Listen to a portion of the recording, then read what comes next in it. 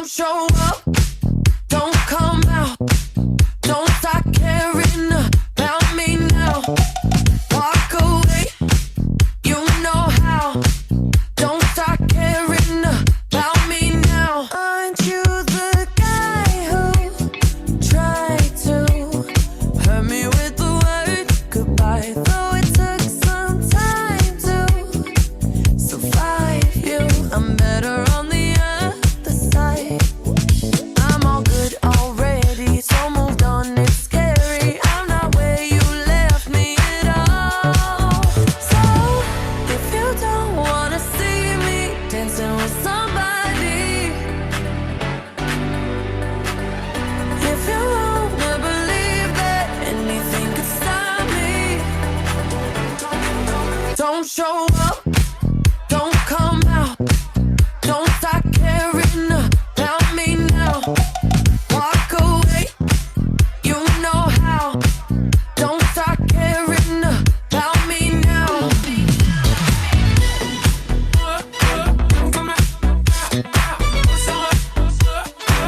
Don't stop now.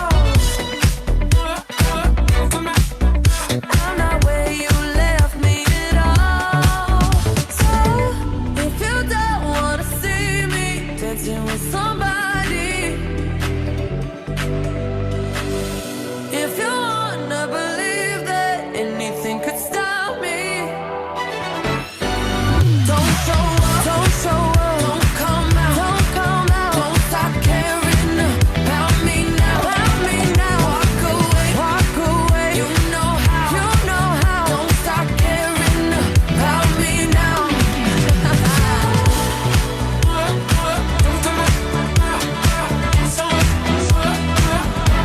Walk away.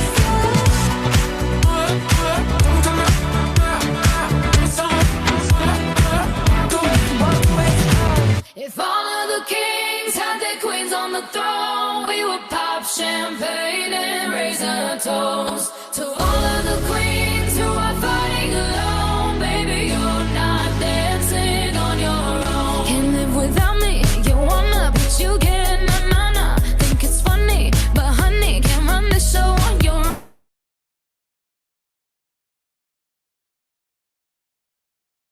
Queen behaves. No damsel in distress, don't need to save me.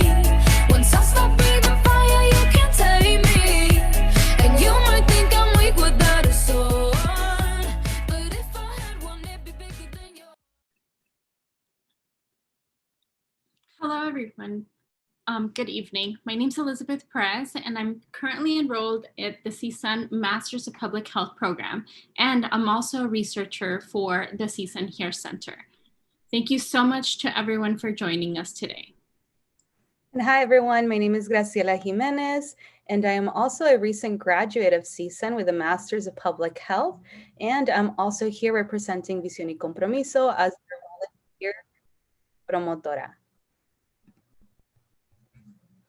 And that was a cue that the meeting is being recorded, so apologize for that. But we do want to thank you all for being here today, and we also want to thank and extend our gratitude to Visión y Compromiso, the CSUN Here Center, for allowing us the opportunity to host this event. And Isalia, if you can go on to the next slide, please.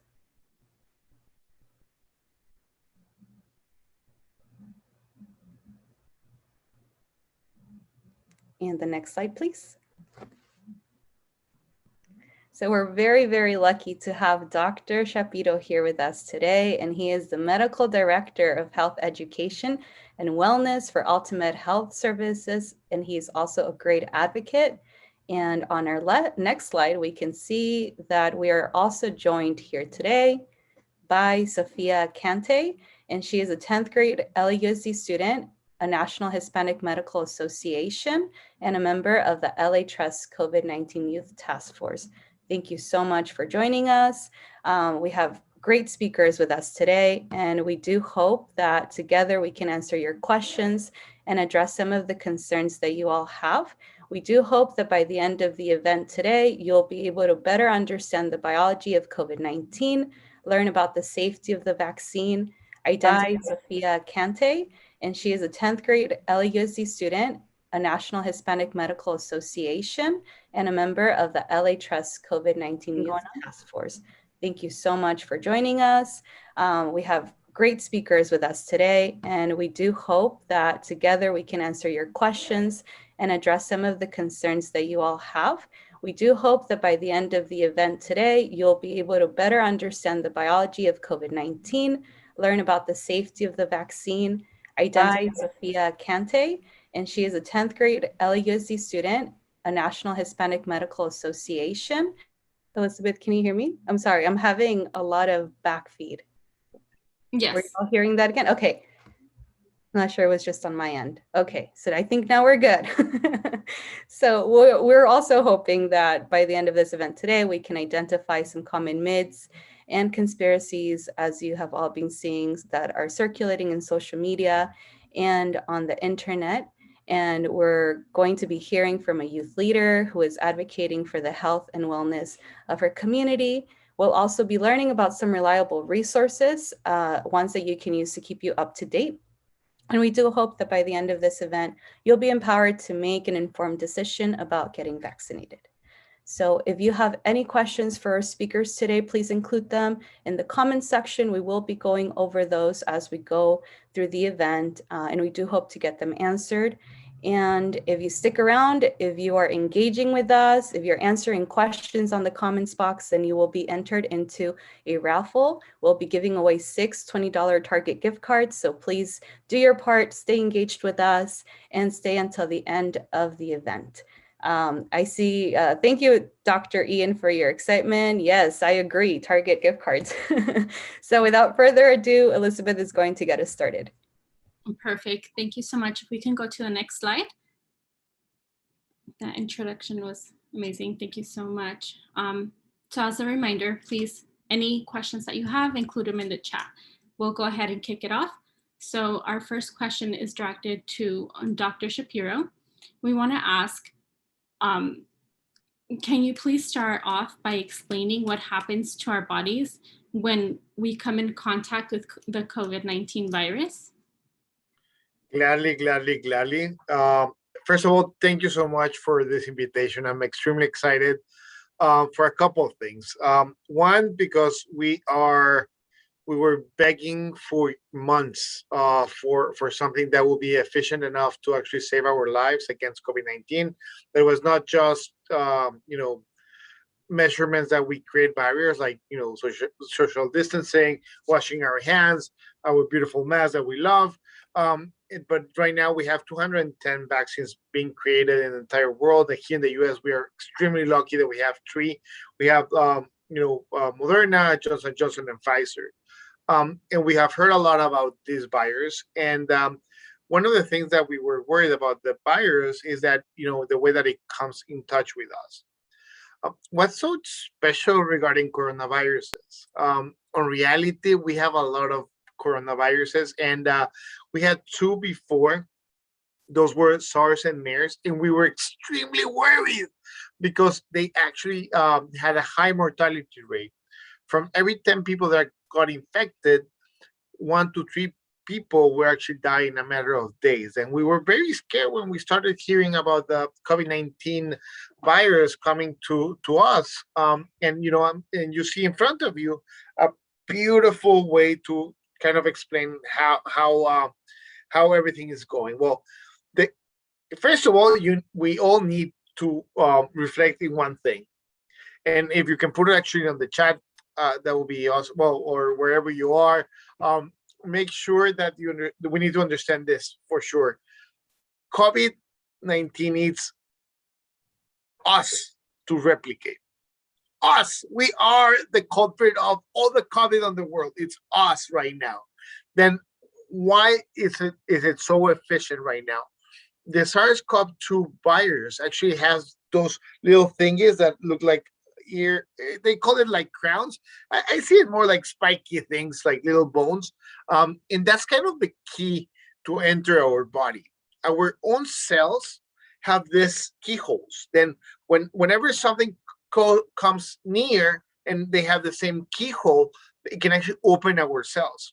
And that's where the virus, and you can see there, it goes inside of us, inside of our own cells, and using our machinery to create more viruses. Then this explains a lot of things. One, that whenever we are in touch with other people, we can actually get a big load of this virus. The more contact we have, the more virus, the more products we can have. And the other thing is that with vaccines, that the idea of this is to make sure that we're closing the door to our cells, or if they are already floating all over, we create enough antibodies that practically they are like laser missiles to tag the virus and make sure that we're destroying it. And you can see here the process on how it works.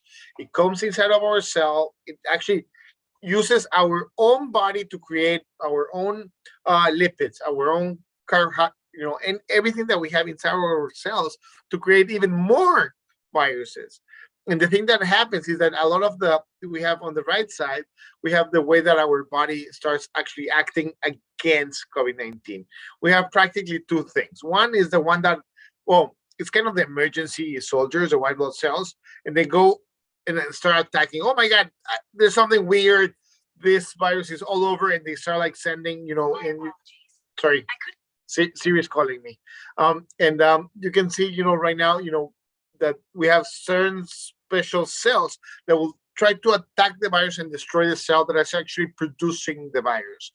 But in the long term, that's kind of on the short term, and that's why we have so much inflammation and problems, because our body gets weird, doesn't understand what's happening. It starts like with little knives, and after that, it's like bringing the missiles, and after that, like sending like the nuclear bombs. And that's why we have a lot of our family members, team members, and a lot of humans actually suffering in intensive care unit, because our body overreacts to start to try to destroy the virus.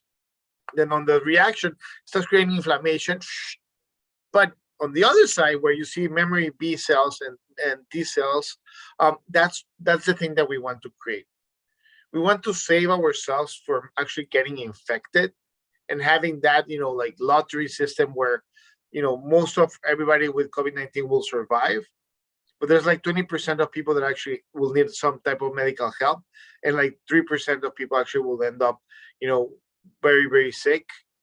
And by the way, a lot of times they will tell you that, oh, no worries, it's just like a simple cold. Like, hell no, a simple cold goes away and you're good.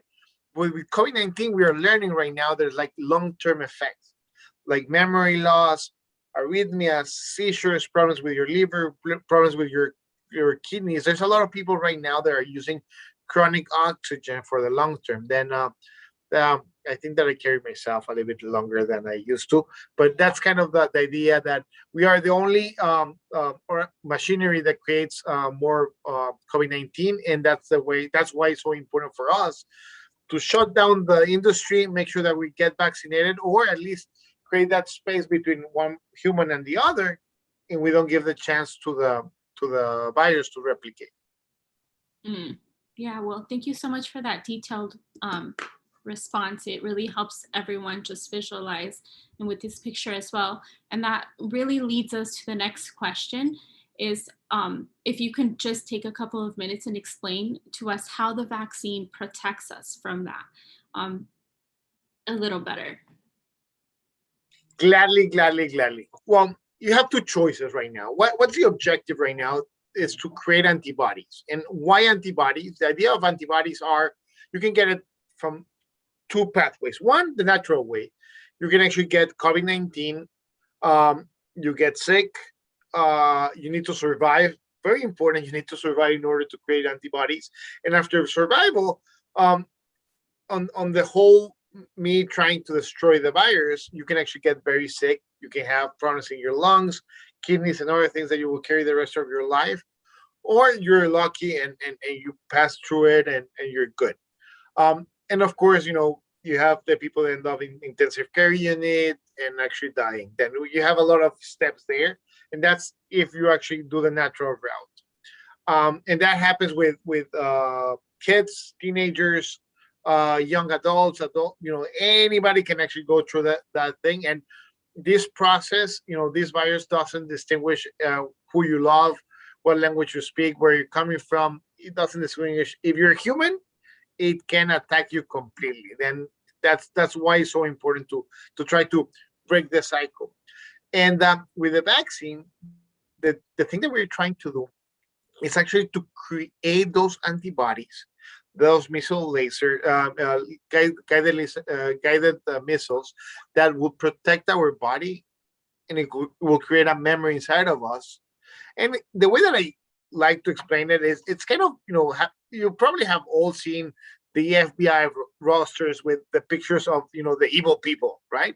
Then, the way that our body needs to understand this part is actually to get these pictures, but it needs to go to train our own blood cells, the white blood cells and everything else around it, on how to create these antibodies. And the idea of the vaccines is actually not to get you sick, it's actually to train your immune system to create those antibodies. That way, in case that the COVID-19 comes in touch with you, or you're in touch with the COVID-19, it has a fighting chance not to get sick, not to get to the hospital, and most importantly, survival. And that's what we want. The vaccines that we have right now, for example, Moderna and Pfizer, and you will hear this, and it creates a little bit of waves there. You will hear that they are RNA messenger based, and a lot of the times everybody goes like, "Oh my God, they're changing my DNA. They will destroy me." I will be like, I always call a timeout when we start with this conversation.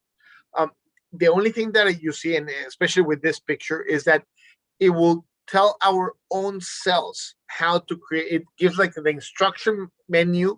It's actually kind of the instruction thing, and it will tell our body how to create antibodies without getting sick.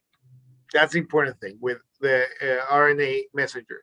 And we have the other one that is the Johnson & Johnson one, that practically you see here on the graphic, you see here that it says SARS-CoV-2. That's actually the COVID-19 virus. We actually do not inject the COVID-19 vaccine, the virus with Johnson & Johnson. We actually bring another one that's called adenovirus, and we put the little spiky things around it. Then practically we're giving a custom to a virus that is adenovirus, and that way we train our body how to respond against it, and learn from the little spiky things to destroy it and actually neutralize it fast. And those are the two vaccines that we have. In other places, actually, they do have. In the US, none of the vaccines that we have here in the US actually contain COVID-19. They do not have the virus. There's other vaccines from other countries that do have COVID-19. And by the way, I told you already, there's more than 210 vaccines with at least 7 or 8 different types of technologies that are being used. And whoever tells you, and please, whoever tells you that this is new and this is actually a miracle because they just did it right now, I would love to tell you yes, but it's a miracle that took 20 years on the making. You already heard regarding SARS and MERS, and that's the virus. It's kind of the cousins from COVID-19. They were early 2000, and they were the ones that I was telling you about that had a mortality rate between 10 and 30%. That means that from 10 people, 1 to 3 people will actually die in a matter of days. Then that's a lot of people, and we were very worried. And all the technology that we have right now started evolving at that moment. And not only that, the RNA messenger technology, we're using it against other diseases. And the Johnson & Johnson technology, using the adenovirus as a learning tool for our body, we use it against Ebola and other diseases. And this is not new.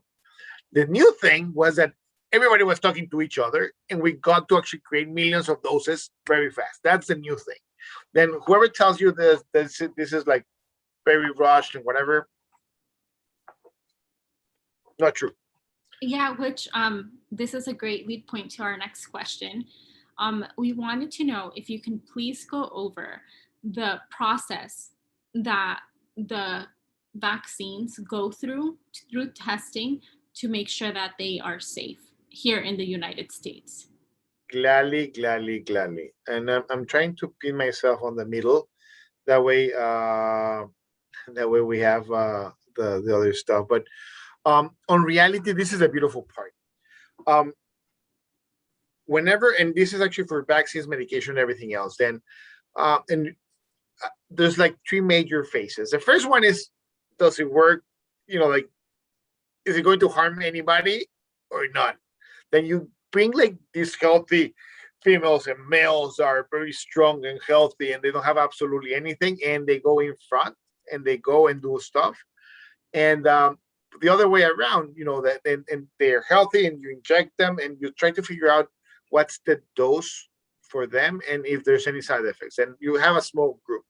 The second phase, you start like having more people, and you start playing around with side effects, and you start measuring, specifically with vaccines, how long, and if they're having side effects, one, if they're being protected against COVID, and how long the antibodies last for, and if they're producing antibodies.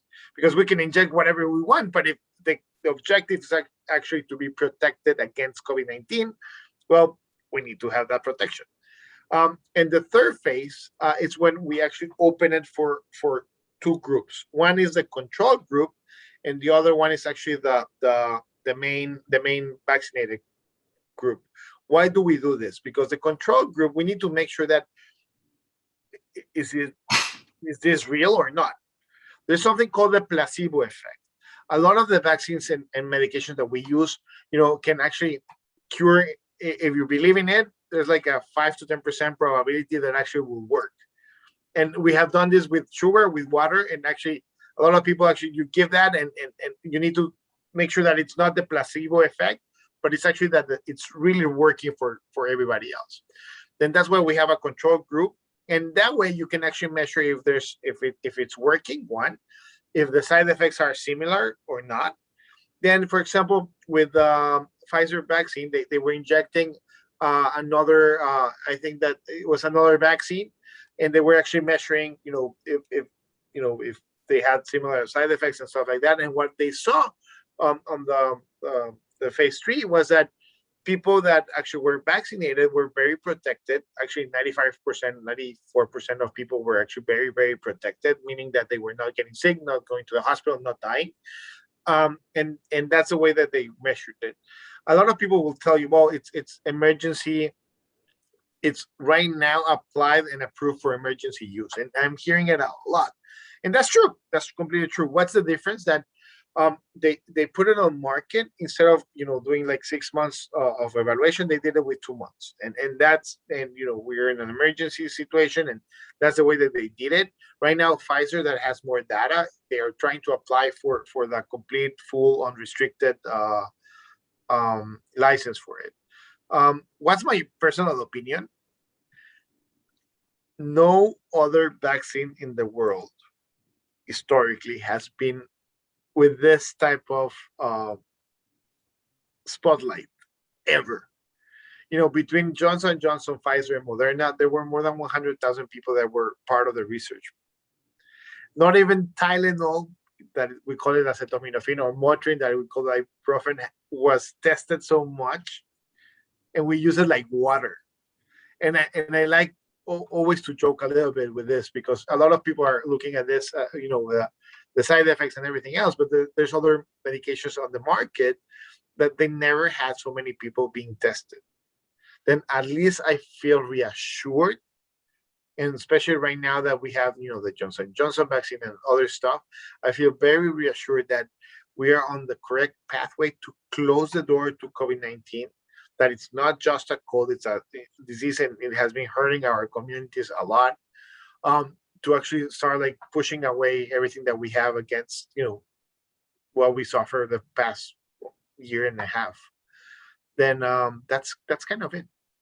Well, thank you so much. That was so well explained. I really like how you used all of those examples, and acetaminophen and ibuprofen, Tylenol, and Advil. We do use it like water. So thank you so much for that. So if we can go to the next slide, please. So looking at this table, currently Latino youths between the ages of 16 and 29 are the ethnic group with the lowest vaccination rates in Los Angeles County. And This was as of May 2021. So 31% of Latinx females and 24% of Latinx males have received at least one dose of the vaccine, compared to 65% of Asian females and 57% of Asian males, respectively. Dr. Shapiro, can you please talk about what it would look like if we increased vaccinations in LA County? It's heartbreaking to see those numbers, and we know why. And I can actually tell you a couple of ideas that we have right now. The problem is that we know that we need it. We know for sure that we need to move it forward. But the thing is, our parents and familia are running and doing a lot of jobs. They're doing 2 or 3 jobs. They're essential workers. They want to vaccinate us and get us there, but it's not right now. The system, it's you need to do the scheduling, you need to call them. It's something new right now. It's like relatively new. It has been like 2 or 3 weeks.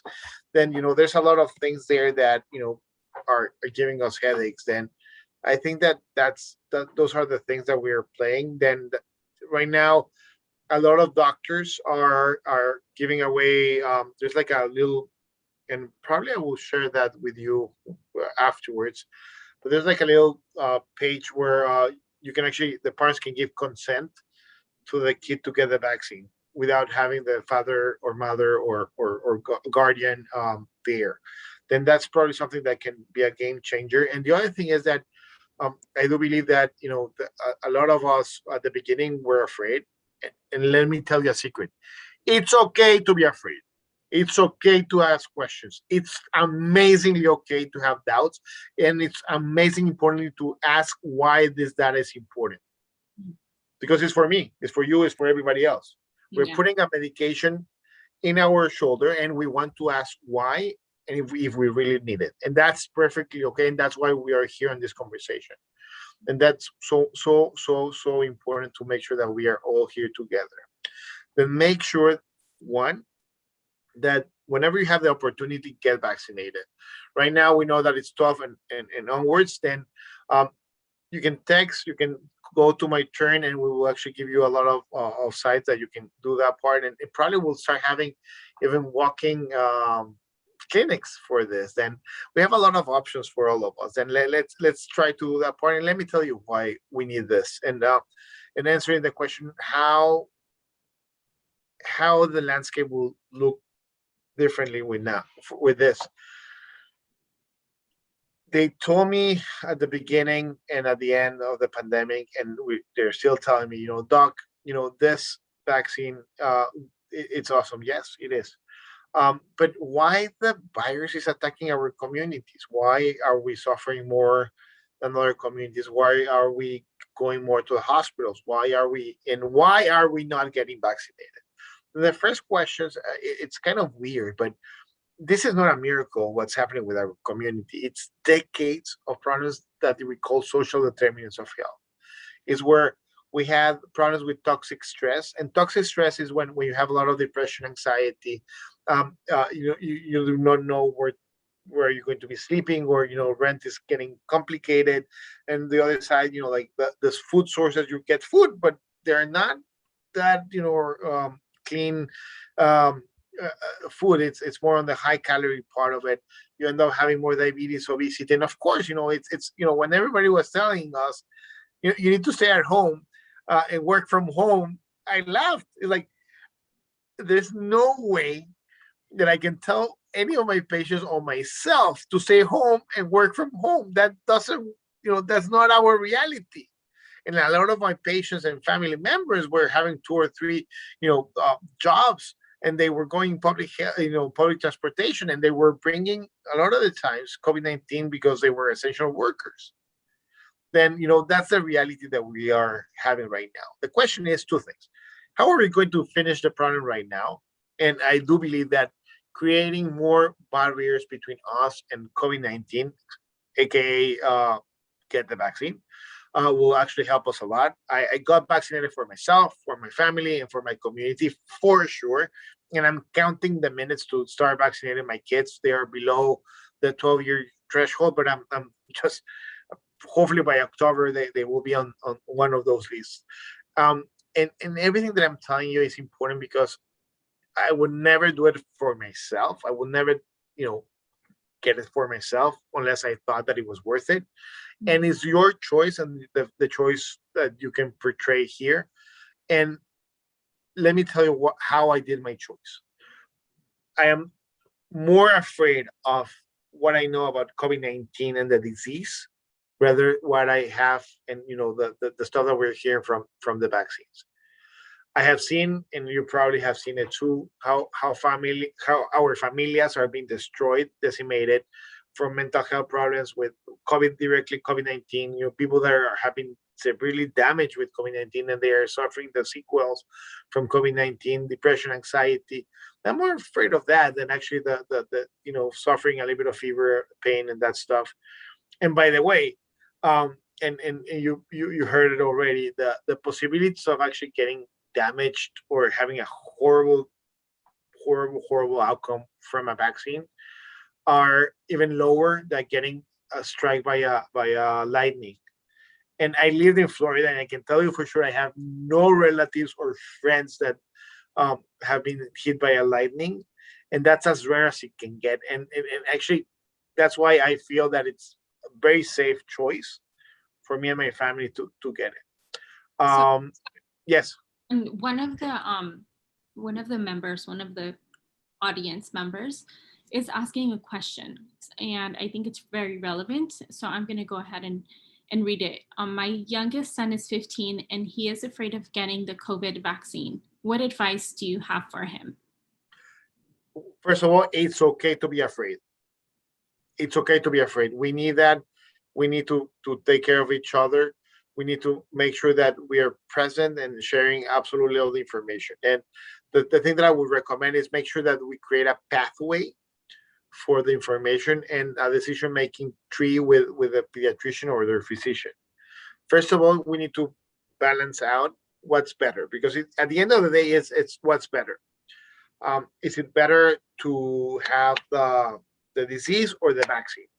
Which one actually will help me more? I have seen right now in teenagers, and I have seen already something called the multi-organic inflammatory syndrome.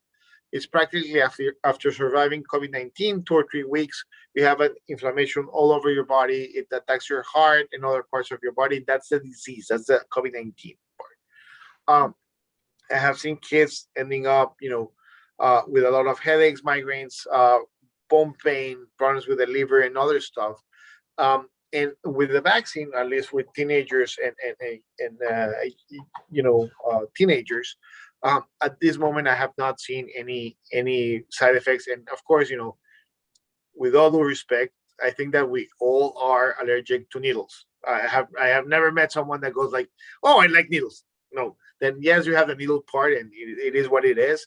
They will feel some pain on the arm, some shivering, fever, can last 2 to 3 days. It goes away. And that's the things that I'm seeing. And still, and a lot of people go like, Dr. Shapias, okay, you're giving me all this information, but I'm hearing that COVID-19 is like a flu. You go in, you go out, you suffer a little bit, and you're done. On reality, right now, 22% of the new cases are in teenagers and young adults. 22%. That's huge, and it's going up. We started at the beginning of the pandemic with 2% of the cases were kids. Right now, it's more than 14% of the cases are kids. Then the trends are going up.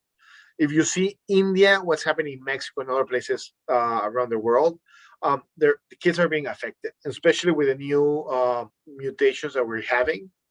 And kids are being affected. They're getting sicker. They're having issues. And right now, we know that the vaccines that we have here in the US, the 3 of them actually protect us against complications, hospitalizations, and most importantly, death. Then that's in summary, señora or señor, one, it's okay to be afraid. Get the numbers, talk to your pediatrician, and know that right now, if especially in California and places that we are doing, not a hybrid model or actually going to school physically. Um, Having that, it's one of the reassurance that we can give our kids. I'm really, really, really hopeful that I can give that shield to my kids, and I'm a believer completely that at least will give some liberty to go back and go to the soccer games, go have a beautiful Christmas dinner, and hug la abuelita. That's the stuff that I'm looking forward for. Yeah, well, thank you so much for that. And I just want to remind everyone, if you have any questions, please put them in the chat. At the very end, we'll have an open questions and answers. So if we don't get to your question now, we definitely will at the very end. So we'll go ahead and direct our next question, and it's to Sophia, our sophomore from the LAUSD COVID-19 task force. And the question is, Sophia, in your experience, what do you think is contributing to these low vaccination rates that we presented with this chart today? Yeah, a lot of people are having trouble finding the resources, and my mom was actually one of them. She was part of the first wave, but because she's a caretaker, but just recently got it since she wouldn't use like the computer, so she would go to the call-in centers, which are provided on the news. And it's a good idea to like promote people to call if they don't have a computer, if they don't know English. But it would just overflow and make it more difficult. A lot of people would just be put on wait lists. So I think it would just be better to maybe have like disperse the amount of people that would call to those centers. And for myself, I was aware that CVS was giving the vaccine, so that was the first place I looked. And I couldn't find any appointments in my area, so instead I just did like a Google search about the vaccine ages 12 to 15. And that's when I came across the My Turn website. It was really helpful, and it allowed me to get my vaccine at Vaughn's. And although I had to wait an hour because like the news of it being approved for the new age group had just released, so they had to prepare the Pfizer vaccine. It was totally worth it. And after that, it was pretty simple. I just had to wait 15 minutes to see if I had any reactions. And since I didn't, I was able to go home. No, thank you so much, Sophia. Thank you for being so inspiring and definitely motivating some of the viewers today watching.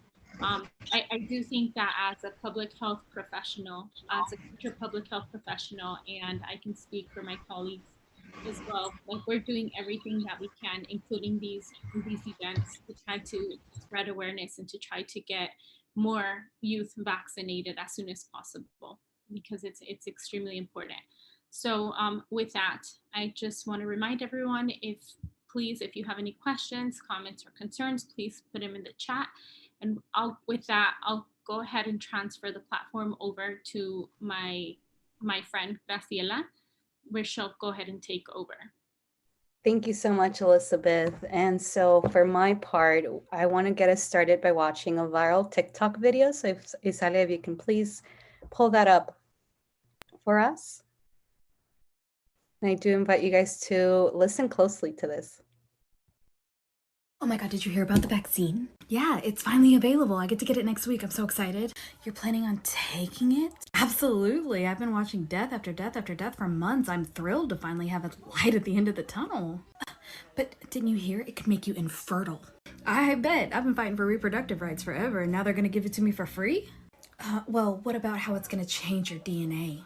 I have heard that. Do you think we're going to get to request what animal parts we grow? Because I'm really hoping for bird wings. Well, it's also got a tracking chip in it. Oh, you mean like the 9 digits they gave me at birth without my consent that literally tracks my every move? But it's going to track your internet searches too. Seems like a lot of effort just to find out I got weird kinks, but okay. It'll read your thoughts. That's going to suck for them because I can't even keep up in here. It's experimental and it might hurt. Yeah, I was in the Army for 6 years. No telling how many experimental vaccines I got in basic training. It's just not good to put it in your body. So my answer to that last part would be that neither are McDonald's chicken nuggets, but I'm guilty. So, but I'm just playing. But Dr. Shapiro, I'd like to now ask you what your thoughts are about after watching that viral TikTok video, and also if you hear any of these myths, conspiracies with your patients or with the community. I just loved it. It's as awesome as it can get because it gives a reality check to all of us. And yes, I have already my cell phone here with me, and not even one, two cell phones that I carry all over. Then of course, my concerns are bigger than this. And I think that we failed as doctors and nurses. And let me tell you why I think that we failed a little bit at the beginning.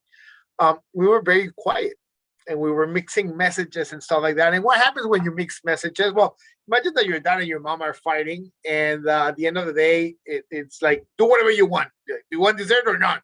And mom is saying no, and dad is saying yes. Like you're in the middle, you're the kid, and like, what do I do with this? Then right now we're not on that part. We already know what are the rules of the game. We know what to eat, what not to eat, and it's true. And a lot of the parents and patients actually at the beginning they were afraid of saying, I just don't want the vaccine because I'm afraid, because I have doubts, because I have a lot of things. Then when you have la conversación, when you have the conversation regarding what's actually happening and how you interact with everybody, and you put the numbers there, like, what are you afraid of? Well, I'm afraid of the long-term effects. Well, let me tell you what we know right now about that. Can I guarantee anything in life 100%? No. The only thing that I can guarantee 100% is that we're going to die and we're going to pay taxes somehow. Then that's the two things that I can guarantee 100% to all my patients. Then, and I start with that conversation, and it's okay. But it's not that you're an anti-vaxxer or you're hesitant, and we put this. No, we're humans, and we have used survival instinct to fight against dinosaurs, lions, jungle snakes, and all this stuff. Then it's okay to ask. That's the most important thing. Then going that pathway, the conversation about what's happening with my body, what it's in the vaccine, and all of those are okay. And at the end of the day, it's a personal choice, and you need to get as much information that you have, and most importantly, and make sure that you remember this. If you check the information, it doesn't have a website, and they are trying to push a product to you, and they're trying to sell you this miracle vitamins that will save and help your immunity. And they said yes, like a lot of people died, and they don't quote the number, and they don't tell you where are they coming from. Then there's a lot of holes there. Then that's just panic people saying bad stuff, or they have an agenda behind them. Then make sure that the data and the information that you're consuming for you and your family, it's clean. And by clean, meaning that it's real, it's efficient, you can prove there's numbers, there's something there. Then a lot of the times in the internet, I have a lot of conversations with Instagram and Facebook and all that stuff, and everybody like, yeah, I'm not going to put that experimental vaccine because it has killed a lot of people. Like, how many? It seems that nobody knows. And that's my point. Then we need to have that honest conversation with all of us, and please ask. And the most important for the entire team and everybody that's hearing us,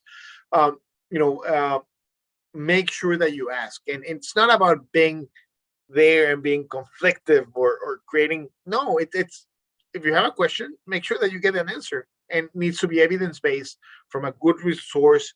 And a lot of the times right now, that what actually has been helping is like Sofia, un abrazo enorme. Yeah, you're like that's the leaders that we need in the community, because it's really weird coming from me. I'm 21.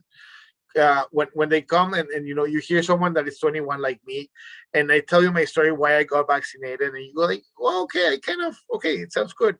He has some letters there, but right now when you hear Sofia, and it's not just Sofia, it's her family behind her, then that changes the whole thing, because she looks fine. She doesn't look like she has any type of microchips embedded right now, or anything like that, then and that's where we need to be putting our efforts on making sure that we're taking care of everybody. And there will be people that will never vaccinate, and that's okay too. That's their choice. But right now, we need to make sure that at least whoever it's on that part of the fence gets enough information to decide, and that's why we're here. Thank you so much, Dr. Shapiro. And I love that you're also giving so much more confidence so that we can ask those questions, when we're conflicted. And I remember when I was part of your event last Friday, you brought up such a good point about a first aid thing. Can you please expand on that? Because I think that is so important for all of us to know when we're looking for reliable information. Thank you for that. It's making sure that there's a couple of steps for this. The same way that if you see someone bleeding, you need to make sure that you're putting pressure, gloves, of course, putting pressure, meaning that they're not going to bleed out. The same thing with information. Then the first thing that all of you need to do is making sure that when you get an article, a WhatsApp message, a video, any debate, you need to make sure that what's the baseline for it. Who's actually saying that? Is the CDC or the grandpa from the tree maker on the corner of Bowl Heights? Or is it, Dr. Fauci? Or you get my point. You need to figure out who's actually sending the message. If it's not clear, that's, you need to be careful with that one. The other thing is that, they usually like to mix like pseudoscience, meaning that it sounds, like, and I'm going to give the example of fertility because that's one of my favorite ones. A lot of there's a German scientist that worked in Pfizer and had a quote in 2011 saying that the protein that we were using was very close to the protein that it's in certain parts of the body, including males and females, and this could actually give you, like infertility. And guess what? It's not. There, the body. Hey, it's me and big. And then on reality, the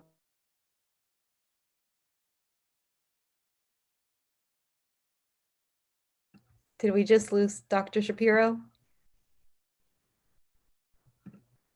Oh no, what happened? Okay, so we can go ahead and give him an opportunity to log back in. Hopefully that solves our issue. And while we're waiting, maybe we can go on and address our next questions to Sophia. But I love that he was making such a good point. So I do hope he can come back and join us.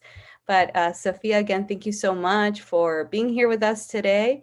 And I know that you shared about your experience with getting vaccinated. And I love that you're talking the language, my love language, resource language, right? So my turn, LA, all of that. So I do appreciate that. And I'm wondering if you can just share a bit about the work that you do through the Youth Task Force and what inspired you to join. Yeah, so in the Youth Task Force, we've started developing social media campaigns, and mine is about COVID myths. We've also worked on some videos to inform about LAUSD opening their own vaccination centers at their schools. And I was inspired to join because I wanted to dedicate time to the virus that's affected us all and learning about it.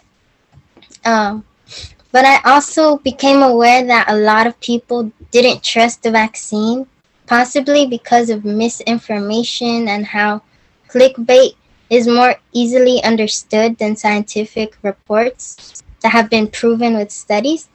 So I hope that my post can do something to change that and make correct information more accessible.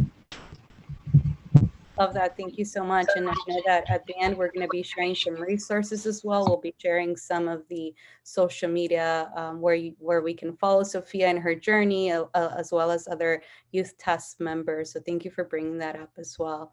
And so I believe Dr. Shapiro is still not with us right now. Am I correct? Am I not? Veronica, I see that you are. Yeah, so he's not yet. Yeah, he's coming back. He's coming back. He lost the electricity, but he's coming back. Okay. Thank you. So He's there now. if it's okay with you all, then why don't we go ahead and continue on with resources while we wait for Dr. Shapiro, and then And Dr. Shapiro came back. oh, yay, you're back. Okay, wonderful. So we had Sophia share with us what inspired her to go ahead and join the Youth Task Force and her advocacy work and doing social media campaigns, which is so great. And as well as like debunking the myths that we were just talking about. So such troopers that we have here on the call today. And Dr. Shapiro, I think if you want to go ahead and complete the last thoughts, your last thoughts that you were sharing with us. Then the most important thing right now is making sure that that the information is relevant, that it's coming from a trusted source. A lot of the times, and it happened a lot of in Latin American countries, they started with all this crazy pseudoscience that we were talking about, like infertility, and at the end of the day, they sell you a product that promise you that will protect you against COVID-19. And on reality, that's not. We have only the vaccine and some medications that actually help you survive better COVID-19, but nothing like a miracle worker that doesn't have side effects and it's amazing. And if that was the case, we will be all using it. It will be saving almost 600,000 lives of people that actually just are gone here in the U.S. and many more in other parts of the country, the world. Then that's the point. Then make sure that trust the source, clear information. If it's scientific based, ask for the numbers. I promise you, there's a lot of articles. I have no idea what they say with the numbers, but if you ask for the numbers and they are there, at least you have someone else that can actually help you figure out what's happening with that. Then that's the idea. Get more information. And on doubt, if it stinks and it's weird and you have that feeling, don't share it. Don't. It's like sharing. Like a horrible infection. We're already fighting the real pandemic, the COVID-19 pandemic, and right now fighting against disinformation is horrible. Then don't just vaccinate it, delete it, and be done with it. Such a good point. Thank you so much. So I do know that we are almost at 10 minutes before we go ahead and we're done with our conversation, and I do want to take some questions from our audience over here. Okay, so I have the questions, so I'll go ahead and take Perfect. over. Thank you. So one of the questions is, what if I caught COVID-19? Do I still need the vaccine? Elizabeth, the answer is yes, yes, yes, yes. And a lot of times they will tell me, Dr. Shapiro, but you're telling me that naturally I got the antibodies naturally, but we're seeing a lot of people that got COVID-19 and they are getting infected again and again and again and again. Then, getting infected with COVID and surviving, yes, it gives you antibodies, but not the quality that we want.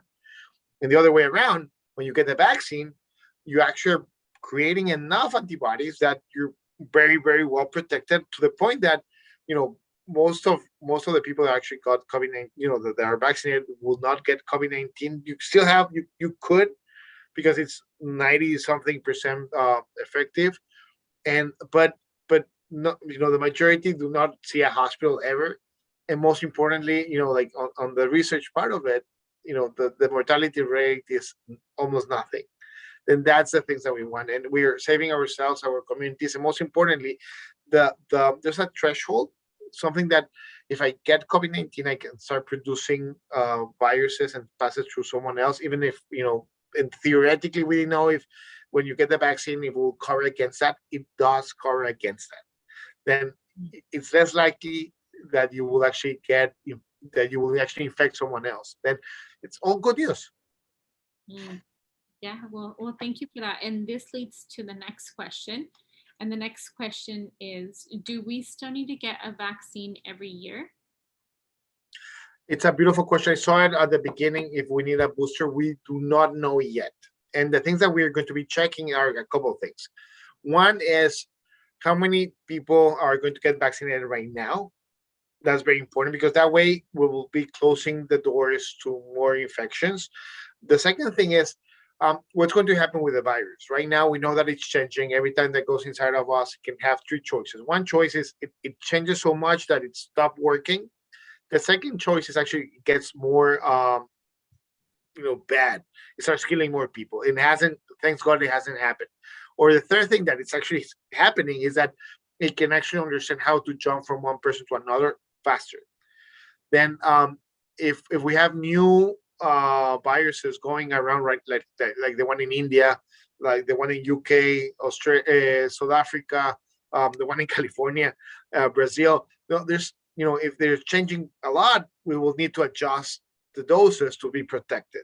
Kind of the same way that we are with influenza. And the third one that we still do not know is, right now we know that the vaccine in our body actually has memory for the antibodies for at least 6 months.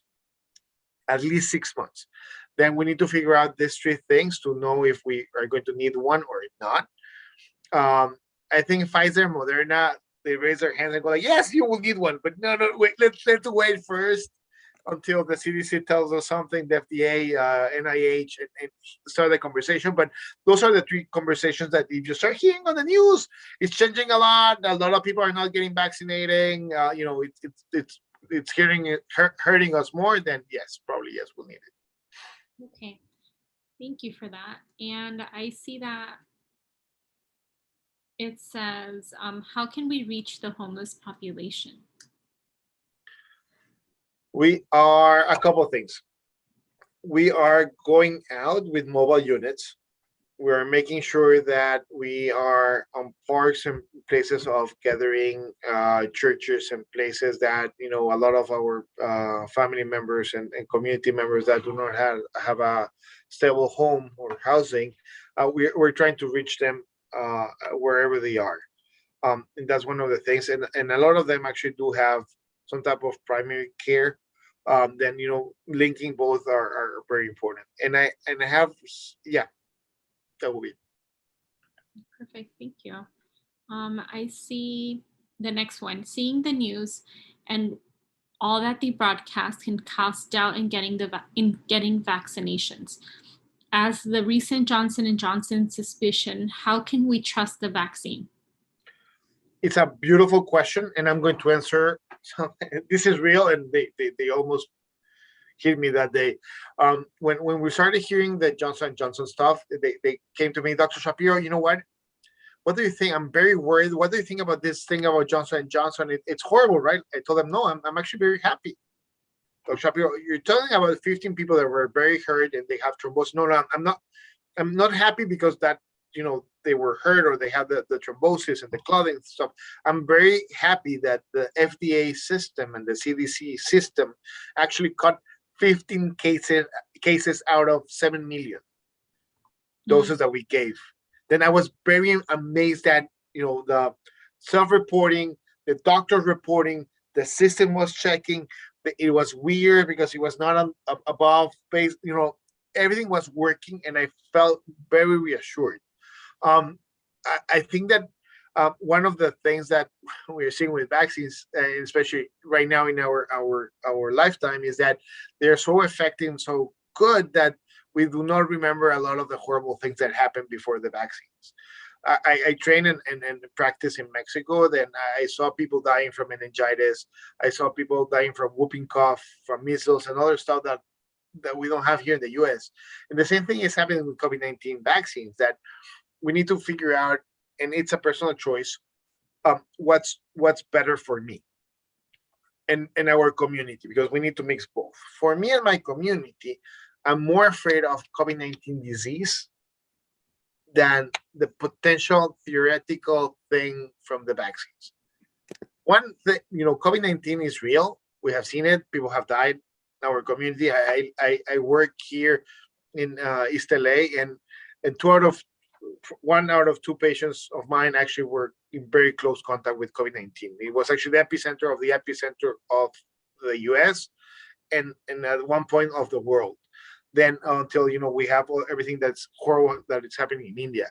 Then I saw it firsthand how family members were just disappearing. Then I'm extremely afraid of me not being with my kids, or my kids not being with me, and my wife being hurt, or my parents, then I have a lot of respect to the virus.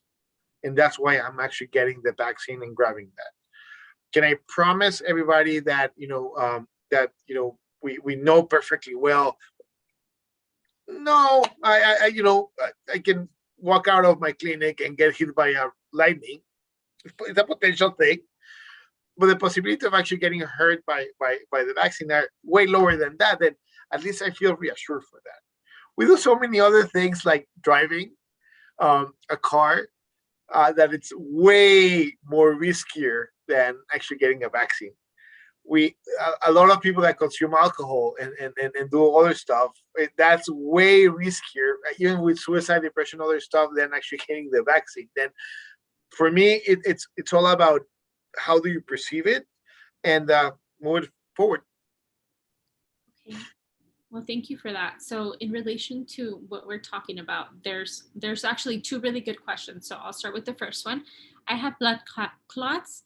Can I still get vaccinated, although all of the controversy with the blood clots is occurring currently? I'm going to grab that one, and I saw one popped up in YouTube on the channel regarding why are they asking for health insurance. Okay, by the way, the vaccine is free. No matter where you are and where you're coming from, it's free. They cannot ask you for social security number. Sometimes they will ask you for your insurance, because there's a way to actually, if the government is actually paying for the vaccine, and sometimes they can actually get a reimbursement that people are applying the vaccine for giving the vaccine. Then sometimes they ask you for that, but they cannot, if you don't want, if they cannot charge you for anything. Maybe the insurance will actually be billed and stuff like that, but they cannot charge you anything. Then don't worry about that part. No matter where you're coming from, if you're undocumented, if it's free, don't worry if you have insurance or not. You can actually have it for you and your family. It's for everybody here.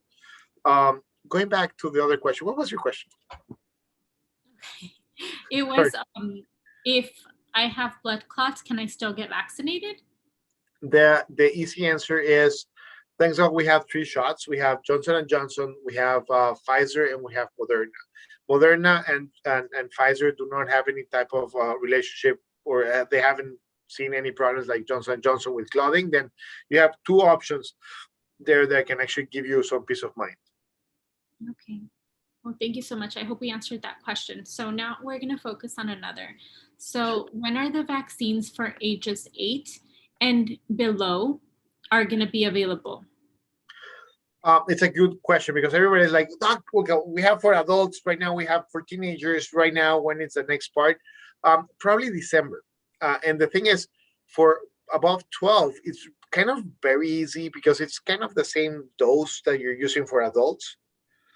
Then it's very easy to use. You need to just prove concept, make sure that it's, the dose is adjusted. They are creating antibodies. They're being protected. With with younger kids, the weight is different. Then they need to adjust the dose. And it probably kids from 6 months to 8 years of age, I hope by December we have an option for vaccinating everybody else. Perfect. Thank you. Now, the very last question that we're going to take before we provide some resources is, if there is something, this is a question from us, right? Is there something that you think that we didn't cover here today, but you want to tell the audience members, youth, families, everyone listening to us today? You need to empower each other. And at the end of the day, right now, with all due honesty, if this is not about the vaccine, it's the way that we take care of each other as a community. What's la conversación? What's the conversation that we want to have between each other? What's the way that we're going to have a conversation with the family, because someone actually wants to have it or not? And right now we need to be an example on how to communicate with each other. It needs to be respectful. It needs to be evidence-based. It needs to be to help each other, to make sure that we have been already suffering so much with mental health, with let alone COVID-19, but everything around it. Like the economical situation for everybody was horrible. Dead and dying, people harmed, kids, trauma. There's a lot of things that we will need to be figuring out right now. And I do believe that, one of the phrases that actually came out from COVID for me was that we need to start vaccinating our communities against fear with a dose of truth. And in that phrase, it's here, and I wish that everybody goes and use that phrase, because that's the thing that we need to be doing. We need to be using, the resources that we're going to be talking about it. We need to actually make sure that we go to the Kaiser Family Foundation. They have amazing videos in Spanish and English. We have Vacúnate Ya, or This Is Our Shot. You have Visión and Compromiso that is actually already sharing the center, that is actually there and present for you all. Amazing leaders like Sofia, and Isalia, that are pushing out and making sure that we are hearing the correct things. And most importantly, make sure that you're retweeting and sharing information with your community. We need you. We need you to be our voices. I can know all the theory here, but if it's not helping anybody, it's space wasted in my brain. Then that's why it's so important to have this conversation at 6, almost 7 p.m. on a random Monday, because this is the only way that we can actually share the same space, and most importantly, create something good. Then remember that we need to start vaccinating our communities against fear with a dose of truth. Then, thank you. That's so beautifully said. Thank you so much. And with that, I'll go ahead and transfer it over to Graciela. Graciela, please, if you'd like to take over. Sounds great. Thank you so much, Elizabeth. And I would actually love to hear, Sophia, you'd like to add anything as well. If you have any thoughts about what you feel the family should know, the youth that are listening to us today as well.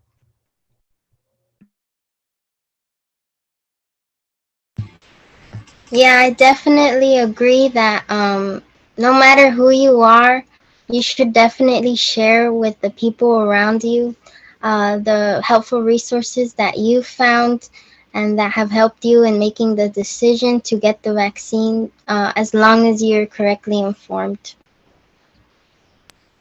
Thank you so much, Sophia. And I think that we have a promotora in the making over here. So Visión y Compromiso, please reach out to Sophia after this conversation. So now I would love to share some resources. If Isalia, you can pull them up on the screen for us, please.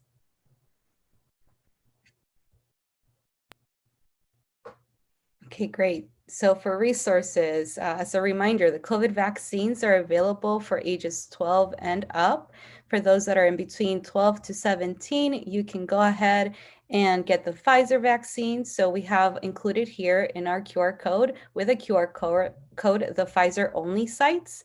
And also to go ahead and schedule an appointment, please visit myturn.ca.gov or call this number 833-540-0473. If you feel more comfortable, you can also go ahead and call 211.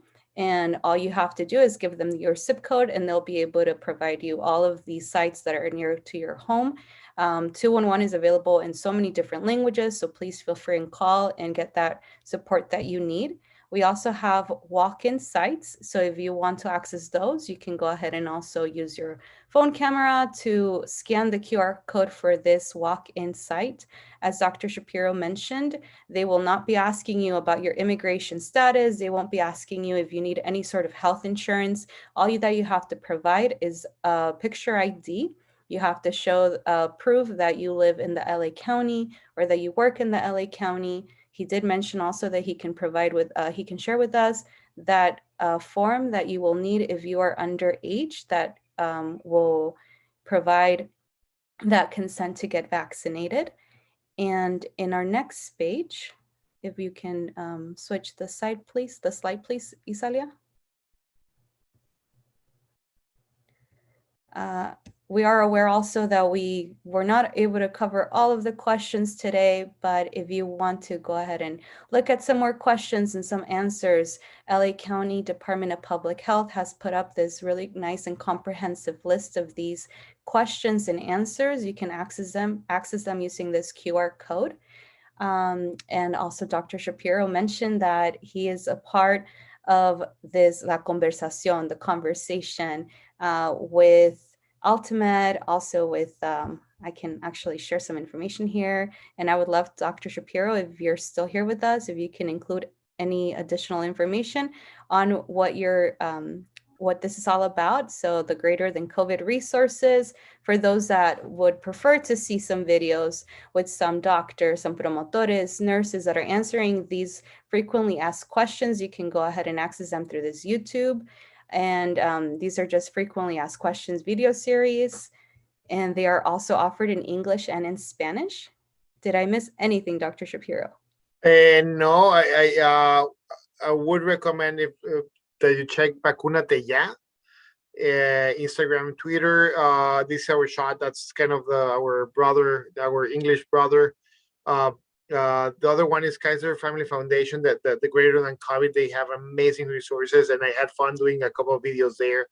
I also put on the YouTube part, the YouTube conversation, my website and other stuff. That way, I like, sometimes it gets just dry and you get a couple of resources, but feel free to send me questions and stuff. I always I do answer them. Then feel free to send it to me, and I will actually check some of the questions that are on the chat afterwards. Probably not today because my wife actually wants me to go back, and stuff like that. But I will on the week I will try to do something, and continue dreaming, continue doing. If you already are here, and I saw the activity in the YouTube channel, that means that you're fighting the good fight. You're fighting the truth. You're trying to figure out what's the best thing for all of you. Then, thank you so much for this. It has been really a pleasure. Thank you so much for adding that.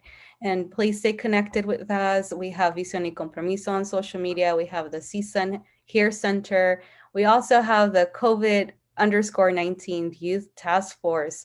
So, Sophia, would you like to share anything about that and that social media? Yeah, we will be posting weekly. We have different students working on different campaigns.